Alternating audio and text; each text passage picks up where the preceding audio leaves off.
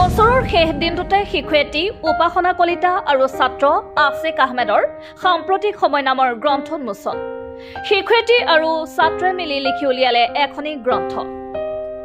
এখন অসমতে শংকৰ মাধৱৰ সংযোগৰ দৰে দেখিবলৈ পোৱা গ'ল আন এক নিদৰ্শন।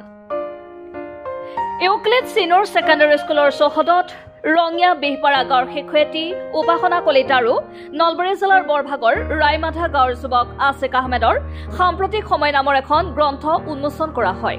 গ্ৰন্থখন উন্মোচন কৰে চলচ্চিত্ৰ পৰিচালক পংকজ পল্লৱ শৰ্মাই। উক্ত অনুষ্ঠানটোত সভাপতিত্ব কৰে ইনষ্টিটিউটখনৰ অধ্যক্ষ আব্দুল ৰহিমে আৰু নিৰ্দিষ্ট বক্তা হিচাপে ভাষণ ৰাখে MD গুলফাম আৰু ইনষ্টিটিউটখনৰ সঞ্চালক প্ৰধান ৰেকিবুদ্দিন আহমেদে। সাম্প্ৰতিক সময়ৰ প্ৰতি লক্ষ্য ৰাখি বিভিন্ন কথৰে প্ৰস্তুত কৰি উলিয়াই এই গ্ৰন্থখন। ইতিমধ্যে এইবাৰৰ অসম গ্ৰন্থমেলাটো উপলব্ধ হ'ব বুলি জানিবলৈ দিয়ে।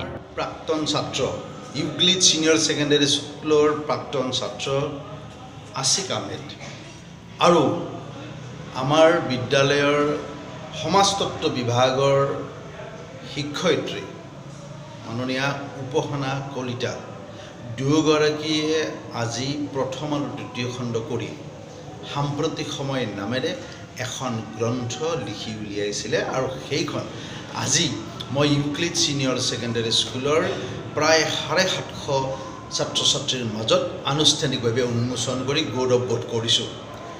মই আছিক আহমেদ আৰু উপাসনা মেমক বহুত ধন্যবাদ জনাইছোঁ।